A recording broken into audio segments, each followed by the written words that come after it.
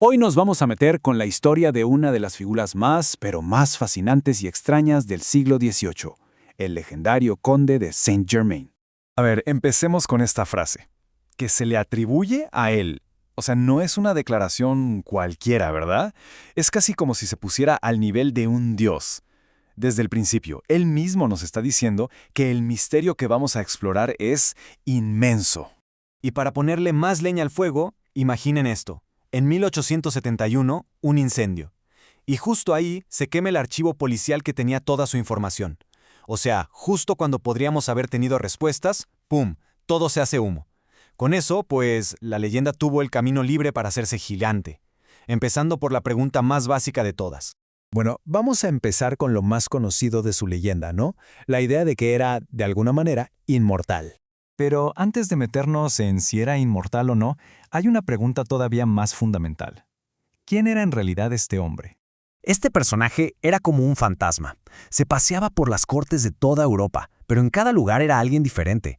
Un día era el marqués de Montferrat, al otro el conde de Belmar, o sea, cada título era una máscara nueva. Así, ¿cómo saber quién era la persona real detrás de todo eso? Aquí es donde la cosa se pone buena. Había dos teorías principales sobre su origen, y son totalmente contradictorias. Por un lado, él mismo decía que era un príncipe de Transilvania exiliado.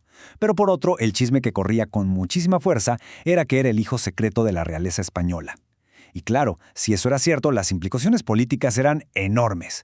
Y claro, cuando alguien se atrevía a preguntarle directamente, «Oiga, ¿y usted de dónde salió?», soltaba cosas como esta. Puras respuestas dramáticas, súper vagas, ¿no? No aclaraba nada. Al contrario, solo le echaba más misterio al asunto, pintándose como un niño prófugo con precio a su cabeza. Y bueno, todo esto nos lleva al centro del enigma, su supuesta edad. Ok, para que se den una idea de cómo eran las cosas, imaginen la escena. Estamos en la corte francesa, y Madame de Pompadour, que no era cualquier persona, le pregunta al conde, como quien no quiere la cosa, sobre el rey Francisco I. Un rey que llevaba muerto más de 200 años. Era una pregunta hipotética, claro. O eso creía ella, porque fíjense en la respuesta del conde. No habla de Francisco I como alguien que leyó en los libros, no. Habla de él como si lo hubiera conocido personalmente, casi con un aire de familiaridad. Le dice que le habría dado consejos, pero que no los habría seguido.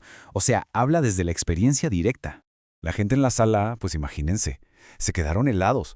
Un cortesano no se pudo aguantar y le dijo, «Pero es que parece que usted lo vio».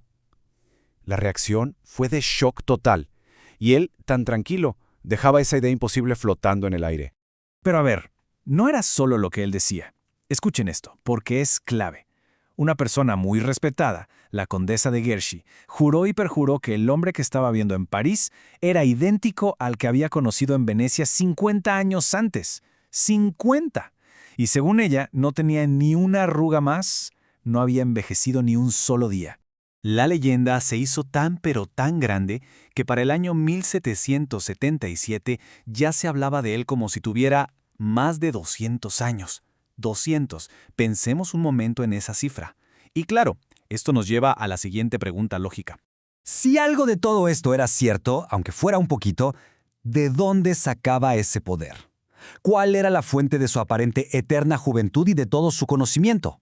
Bueno, una de las pistas más fuertes apunta hacia las sociedades esotéricas de la época. Se decía que Saint-Germain era un adepto, o sea, un iniciado de muy alto nivel dentro de los Rosacruces. Y para ellos, un adepto no es cualquier cosa, ¿eh? Es alguien que ha dominado los secretos de la orden y que tiene una misión: cambiar el mundo. Entonces, según esta idea, todos sus viajes por Europa, su influencia en las cortes, no eran para hacerse rico o famoso, no. Eran parte de un plan mucho más grande. Una misión con 3 objetivos claros: impulsar la ciencia, guiar a la gente hacia una espiritualidad más libre y, en general, empujar la evolución de la humanidad. Casi nada, ¿verdad? Y si creían que eso era extraño, agárrense, porque aquí la cosa se vuelve todavía más increíble. Ocultistas posteriores, como la famosa Annie Besant, lanzaron otra teoría, que no es que fuera un hombre súper longevo, sino que era la misma alma reencarnando una y otra vez en momentos clave de la historia. Que antes de ser Saint-Germain fue Francis Bacon, el filósofo, y antes de eso, otros. El mismo conde alimentaba estas ideas, ¿eh? Hablaba de una vida nueva con un lenguaje súper místico. Insinuaba que sus secretos no eran un truco de magia, sino el resultado de haber pasado por iniciaciones muy profundas en misterios antiquísimos. Y como se podrán imaginar, con un personaje así, ni siquiera la muerte es el final. Su muerte oficial en 1784, lejos de terminar la leyenda, solo la hizo más fuerte.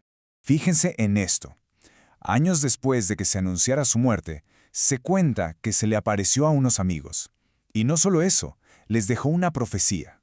Les dijo, me voy, pero regresaré en 85 años. Con eso, marcó una fecha en el calendario, 1875. Se aseguró de que su historia siguiera viva. Y con todo esto, volvemos al principio, a ese incendio de 1871. La destrucción de su expediente significa que muy probablemente nunca sabremos la verdad con certeza. El misterio se quedó para siempre, y quizá, solo quizá, ese era su verdadero plan. Así que aquí estamos, con las mismas preguntas que se hacían en los salones de Europa hace siglos. ¿Fue un estafador brillante? ¿Un iniciado en secretos que no podemos ni imaginar? O, como algunos todavía se atreven a susurrar, ¿será que sigue vivo? ¿Por ahí, en alguna parte? La respuesta parece sigue oculta bajo ese velo